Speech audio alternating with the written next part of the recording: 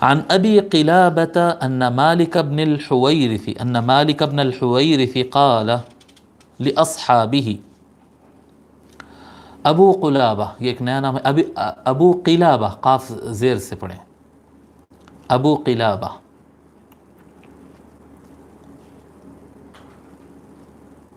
ابو قلابہ عبداللہ، آپ کا نام ہے ابو قلابہ عبداللہ بن زید الجرمی البصری.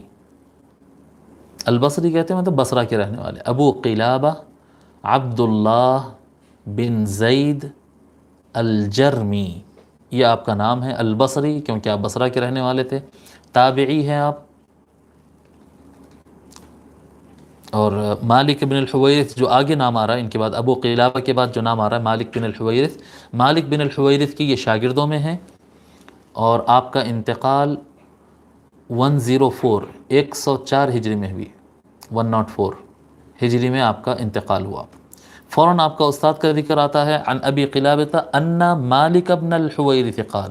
ابو قلابہ روایت کرتے ہیں کہ مالک بن الحویرث نے کہا. کیا کون ہے مالک بن الحویرث؟ نام لکھے مالک بن الحویرث. مالک بن الحویرث اللیثی. مالک بن حویرث اللیثی. حضرت مالک بن الحویرث جو ہیں یہ حضور اکرم صلی اللہ علیہ وآلہ وسلم کے پاس جا کر 20 دن رہ گئے تھے. یہ صحابہ میں سے ہے اور حضور صلی اللہ علیہ وآلہ وسلم کے پاس حاضر ہوئے تھے علم حاصل کرنے. مدینے کے رہنے والے نہیں تھے، باہر سے تھے، تو دین سیکھنے کی نیت سے آئے تھے. اور 20 دن حضور صلی اللہ علیہ وآلہ وسلم کی خدمت میں حاضر رہے اور علم دین اسلام کے عقائد اور اعمال وغیرہ سیکھ کر پھر اپنے گاؤں پلٹ کے واپس چلے گئے تھے. تو حضور صلی اللہ علیہ وآلہ وسلم کے پاس آپ 20 دن رہے اور آپ کی وفات 74 ہجری کو ہے.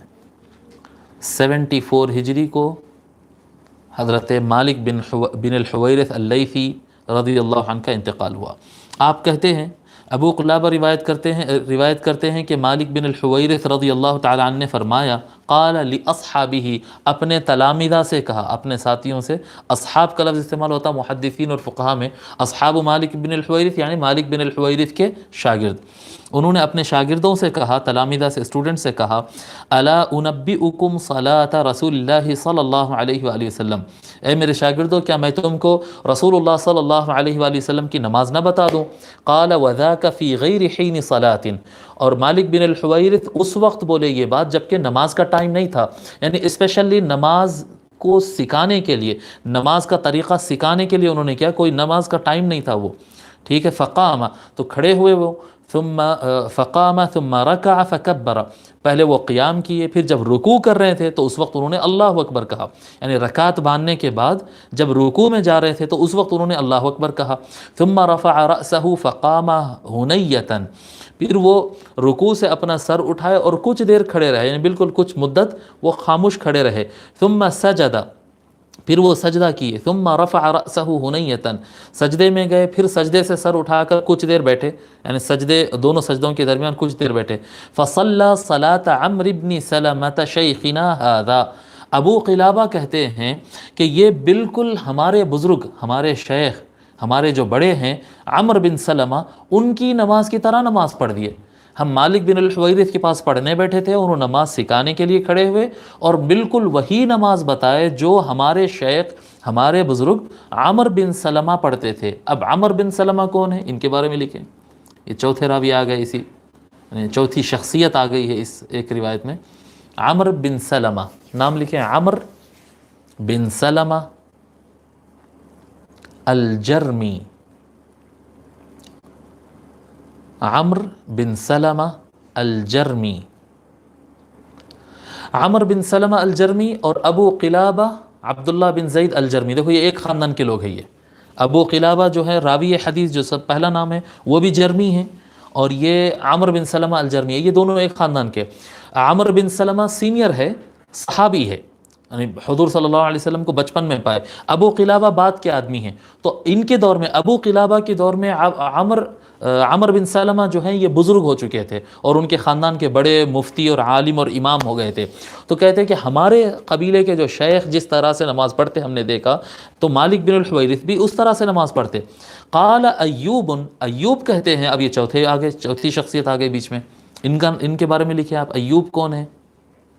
اچھا، عمر بن سلمہ کی تاریخ وفات مجھے نہیں ملی. پہلے ابھی جو شخصیت عمر بن سلمہ لکھے نا، عمر بن سلمہ یہ حضور صلی اللہ علیہ وآلہ وسلم کو بچپن میں پائے تھے. بچپن میں حضور صلی اللہ علیہ وسلم سے ان کی ملاقات ثابت ہے کم عمری میں، یعنی کہ ان کی عمر تھی 7 سال. ان کی عمر عمر بن سلمہ الجرمی جب حضور صلی اللہ علیہ وآلہ ان کے قبیلے والے جا کر ملاقات کیے تھے حضور صلی اللہ علیہ وآلہ وسلم سے، تو اس وقت عمر بن سلمہ کی عمر 7 سال تھی. پھر خاص بات یہ تھی کہ جب وہ پلٹ کے آئے، عامر بن سلمہ کے قیادت میں لوگ کیا کہتے، وہ بچے تھے ساتھ میں لے کر گئے تھے، ملاقات کر کے پلٹ کے آئے، اسلام قبول کر کے جب پلٹ کے آئے، جب نماز پڑھنے کا ٹائم آیا تو ہم اس قبیلے میں کسی کو نماز پڑھنا نہیں آتا تھا، کسی کو نماز پڑھنا نہیں آتا، کسی کو قرآن پڑھنا نہیں آتا تھا پورے قبیلے میں. عمر بن سلمہ کہتے ہیں کہ سوائے میرے، وہ 7 سال کے بچے تھے لیکن ان کو قرآن بھی یاد تھا، ان کو تھوڑا سا قرآن بھی یاد تھا اور قرآن بہت اچھا پڑھتے تھے. تو ان کے قبیلے والے کیا کیے، 7 سالہ بچے کو امام بنا دیے تھے، کیونکہ مدینہ شریف سے ان کا گھر دور تھا، ان کا گاؤں دور تھا اور ان کے پاس کوئی اور نماز پڑھانے والا نہیں تھا. تو عمر بن سلمہ رضی اللہ عنہ صحابہ کرام میں ان کو ایک کو یہ خصوصیت ہے کہ یہ 7 سال کی عمر سے اپنے قوم میں امام ہے. اب پھر ان کی امامت کی وجہ سے فقہا میں کئی مسائل چل پڑتے ہیں، اس میں قاعدہ یہ بتاتے ہیں کہ اگر ایسی قوم موجود ہو جن میں سے کسی کو نماز کا طریقہ نہیں آتا، کسی کو قرآن پڑھنا نہیں آتا، اور اگر ان میں کوئی ایسا بچہ ہو جس کو نماز کا طریقہ آتا ہے اور وہ قرآن ٹھیک سے پڑھ لیتا ہے، تھوڑی سی سمجھ رکھتا ہے، تو ایسے بچے کے پیچھے کسی کو نماز کا طریقہ یا قرآن نہیں آتا ہو تو اس صورت میں بچے کی امامت ہو جاتی ہے. بعض فقہا کا یہ موقف ہے. حضرت عمر بن سلمہ رضی اللہ تعالیٰ عنہ کو اسی طرح سے ان کی قوم آگے بڑھا کر نماز پڑھا دی تھی. تو وہ 7 سال کی عمر سے بزرگ ہونے تک وہ امام صاحب مقرر ہو چکے تھے اپنے خاندان کے. ایوب کہتے ہیں، ایوب کے بارے میں ہم لکھ رہے تھے، ایوب کہتے ہیں، ان کا نام لکھے، ایوب بن ابی تمیمہ، ایوب بن ابی تمیمہ السختیانی، ایوب بن ابی تمیمہ السختیانی. سینئر تابعین میں سے آپ کا شمار کیا جاتا ہے، تابعین کرام میں آپ بڑے اور سرداروں میں مانے جاتے ہیں، اور آپ کا انتقال 131 ہجری کو ہوا، 131 ہجری کو آپ کا انتقال ہوا. ایوب کہتے ہیں کہ پہلے ان کا طریقہ ایسا تھا، یہ قبیلے والوں کا پہلے یہ تھا کہ اگر ان کو نماز نہیں معلوم تھا، کان یفعل شیئا لم اراہم یفعلونہ، جی کہتے ہیں کہ وہ پہلے اس طرح سے کرتے تھے، جی ان کا طریقہ اس طرح سے غلط تھا کہ جو ان کو ایسا نہیں کرنا چاہیے تھا. کان یقعد فی الثالثۃ والرابعۃ، وہ تیسرے اور چوتھی رکعت میں، دونوں رکعتوں میں بیٹھ جاتے تھے. تشہد، تیسری رکعت میں بھی تشہد پڑھتے تھے اور چوتھی رکعت میں بھی تشہد پڑھتے تھے.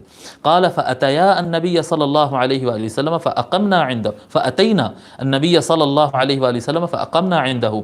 اب یہاں پر پھر مالک بن الحویرث کا جملہ کنٹینیو ہو رہا ہے.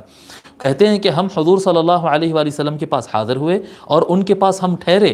فقال لو رجعتم الى اہلیکم، آقا صلی اللہ علیہ وآلہ وسلم نے فرمایا اگر تم اپنے گھر والوں کی طرف، اپنے گاؤں کی طرف پلٹ کر واپس جاؤ تو صلوا صلاۃ کذا فی حین کذا، حضور صلی اللہ علیہ وسلم فرمائے اپنے گاؤں کو پلٹ جاؤ تو یہ نماز پڑھنا اور اس طرح سے پڑھنا، یہ نماز پڑھنا اور فلاں ٹائم پہ پڑھنا. حضور صلی اللہ علیہ وسلم ایک ایک نماز کو، اس کا طریقہ اور اس کی ٹائمنگ ان کو سکھائے. صلوا صلاۃ کذا فی حین کذا، صلوا صلاۃ کذا فی حین کذا، یہ نماز کو یہ ٹائم پر اس طرح سے پڑھنا. فاذا حضرت الصلاۃ، پس جب نماز کا ٹائم آ جائے تو تم اس طرح سے کرو. فلیؤذن احدکم، تم میں سے کوئی ایک اذان دے. ولیؤمکم اکبرکم، اور تم میں جو بڑا ہو وہ امامت کرے. اب اس میں یہ ایک روایت ہے جو امام بخاری کی ہم پڑھے کہ وَلْيَأُمَّكُمْ أَكْبَرُكُمْ، تم میں جو بڑا ہے وہ امامت کرے، اور ایک روایت ہے وَلْيَأُمَّكُمْ أَقْرَؤُكُمْ، اور تم میں امامت وہ شخص کرے جو زیادہ جانتا ہو یا زیادہ اچھے ڈھنگ سے قرآن پڑھتا ہو، اسے چاہیے کہ وہ امامت کرے. ٹھیک ہے.